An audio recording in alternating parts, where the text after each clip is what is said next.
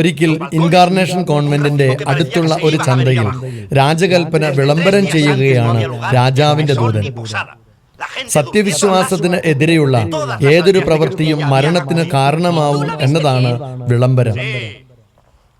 കുറച്ച് നാളുകൾക്ക് മുമ്പ് ഏതാനും കന്യാസ്ത്രീകളും പുരോഹിതരും ഈ കാരണത്താൽ വധിക്കപ്പെട്ടിട്ടുണ്ട്. മാത്രമല്ല, കുറെ പേരെ ജീവനോടെ തീയിലിട്ട് കത്തിക്കുകയും ചെയ്തിട്ടുണ്ട്. അതുകൊണ്ട് വിശ്വാസത്തിന് വിരുദ്ധമായ ഒന്നും സംഭവിക്കാതിരിക്കാൻ ജാഗ്രതയുള്ളവരായിരിക്കണം. Yo mismo traería leña para quemar a mi hijo si hubiera pecado contra la fe. ¿Y cuántos eran los reos? ഈ കാലഘട്ടത്തിൽ സഭയും രാജ്യഭരണവും ഒരുമിച്ചാണ് പോയിരുന്നത്. അതുകൊണ്ട് തന്നെ പോപ്പിന്റെ കൽപ്പനകളെയും തീരുമാനങ്ങളെയും നടപ്പിൽ വരുത്തുവാൻ രാജാക്കന്മാർ ശ്രദ്ധിച്ചിരുന്നു. Traían sanbenitos, candelas y cruces verdes. Solo a dos que llevaban mordaza los quemaron vivos. Un tal Sesa y un tal Sánchez. A los demás, garrote. ¿Y a esos por qué no? Porque no se retractaron los judíos. Terne que terne. Quisieron antes morir ardiendo. El Sesa se atrevió a gritar que iríamos todos al infierno. Ya veis, delante del rey y los obispos. Ponía espanto verle los meneos, pero ni una queja. El otro, estando ya medio chamuscado, se soltó de la argolla e iba saltando de madero en madero gritando: ¡Misericordia! ¡Misericordia! ¡A unas horas el muy hijo de puta!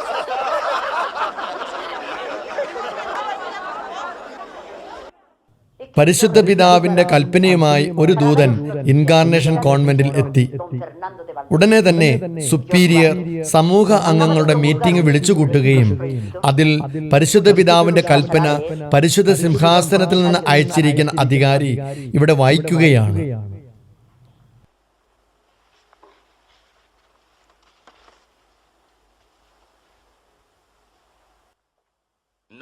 ഇതിന്റെ ഉള്ളടക്കം ഇതായിരുന്നു: ആരുടെയെങ്കിലും കൈവശം സഭ നിരോധിച്ചിരിക്കുന്ന ഈ list പ്രകാരമുള്ള പുസ്തകങ്ങൾ ഉണ്ടെങ്കിൽ അത് എത്രയും പെട്ടെന്ന് തീയിലിട്ട് കത്തിച്ചു കളയുക. മാത്രമല്ല, വിശ്വാസത്തിന് നിരക്കാത്തത് ആരും വായിക്കുക പോലും ചെയ്യരുത്. No guardan la norma dictada por nuestro Santo Padre, el Papa Paulo III, referente a la tenencia y lectura de libros heréticos, escandalosos o malsonantes, que causan gran daño a los fieles cristianos. നിർഭാഗ്യവശാൽ ത്രേസ്യയുടെ ആത്മീയ വളർച്ചയ്ക്ക് ഏറെ സഹായിച്ചിട്ടുള്ള the third alphabet, തൃതീയ അക്ഷരമാല എന്ന പുസ്തകം ഈ ലിസ്റ്റിൽ ഉൾപ്പെട്ടിരുന്നു. Francisco de Evia, el itinerario de la oración. De Bernabé de Palma, el Vía Spiritus. De Fray Luis de Granada, el libro de la oración y meditación y la guía de pecadores. De Juan de Ávila, el tratado sobre la audifilia. De Francisco de Borja, duque de Gandía, las obras del cristiano. De Anónimo franciscano, el Fasciculus Mirre. De Francisco de Osuna, el tercer abecedario. El tesoro de los ángeles, de autor anónimo. De Juan de Valdés, el diálogo de la doctrina cristiana.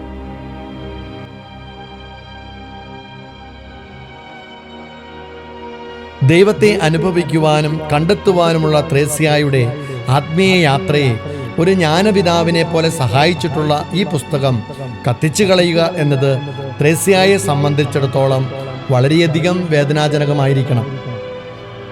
പക്ഷേ ത്രേസ്യ ഇങ്ങനെ ദൈവത്തോട് പറഞ്ഞു: എൻ്റെ ദൈവമേ, ഇനി മുതൽ നീയാണ് എൻ്റെ ജീവിക്കുന്ന പുസ്തകം.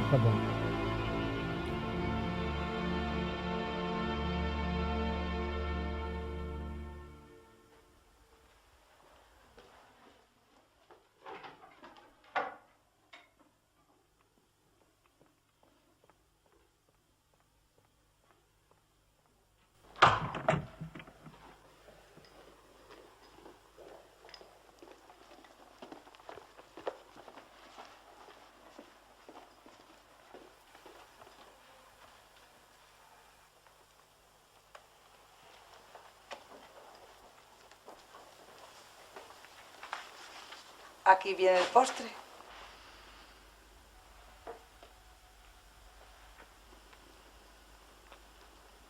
ത്രേസ്യ യാതൊരു മാനസിക സങ്കോചവും കൂടാതെ തന്റെ പുസ്തകങ്ങൾ എല്ലാം തീയിലിട്ട് കത്തിച്ച് കളയുവാൻ മറ്റു സഹോദരിമാരുടെ കയ്യിലേക്ക് പുസ്തകം സന്തോഷത്തോടെ കൊടുക്കുന്നു. Sí. Si vuestra caridad no se atreve.